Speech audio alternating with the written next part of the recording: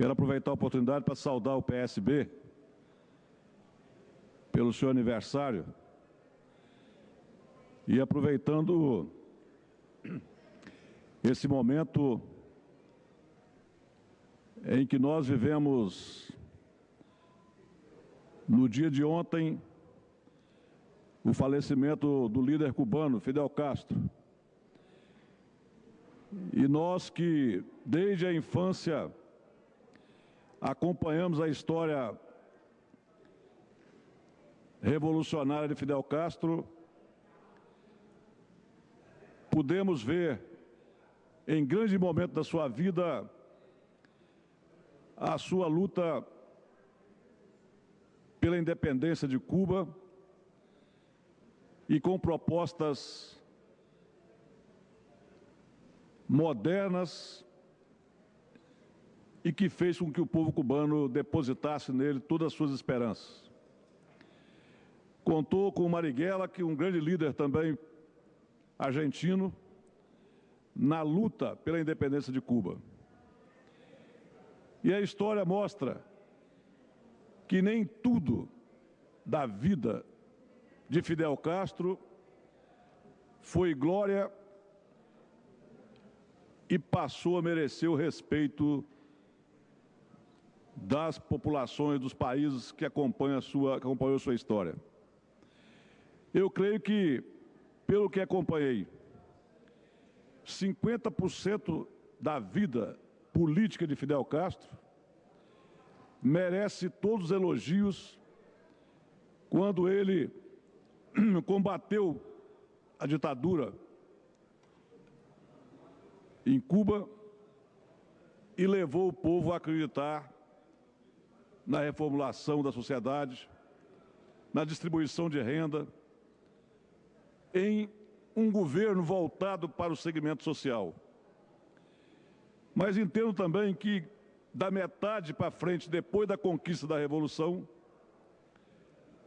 o período em que ele se incorporou de autoridade, de poder, ele acabou por decepcionar o mundo quando implantou a ditadura, estabelecendo regras antidemocráticas e tirando do sonho do povo cubano de viver dias melhores e submeteu a população a um sistema altamente autoritário, levando aqueles que contrariavam o seu modelo de governar a prisões e a assassinatos.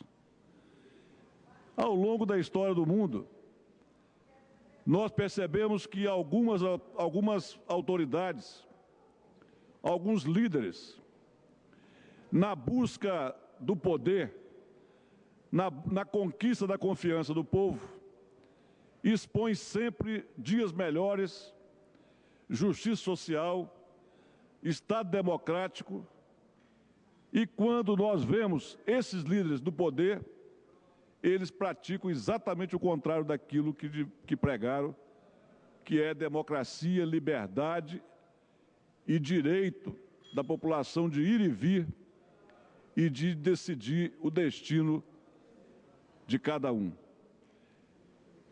E a história vai registrar, a partir de agora, em qual momento que Fidel Castro fez essa opção e qual a razão de por que ele fez a opção pela ditadura e por caçar todos aqueles que contrariavam os seus pensamentos. O comunismo e o socialismo passaram daí a ter certas reservas das populações do mundo, em face de que, em nome de um modelo de justiça social, de democracia, se obtém o poder e depois esquece que toda aquela pregação precisa ser dada continuação para que o respeito da população seja mantido. Então, senhor presidente, senhores deputados, estamos nós diante de dúvida de qual regime é ideal para a administração de uma nação? Estamos nós diante de fracasso das maiores lideranças que surgiram no mundo. O Brasil atualmente que está vivendo um momento difícil. Qual o modelo buscar? Em quem acreditar? Basear-se em qual o modelo para que nós possamos ter também aqui justiça social, democracia plena e poder direcionado diretamente para a população, para as pessoas carentes, para os que dependem de estudar, para aqueles que querem investir em escolas públicas, para aqueles que querem garantir o direito da população ter o seu serviço essencial garantido pelo Estado. Porque, na verdade, nós vivemos a falência do Estado brasileiro, principalmente do Estado brasileiro, que não consegue atender a população nos seus anseios. Um país que não tem hospital para dar segurança a toda a população.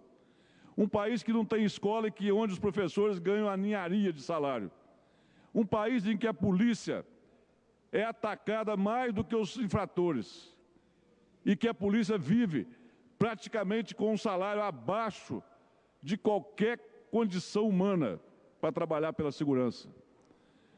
Um país em que nós não temos praticamente estradas, não temos investimento de infraestrutura.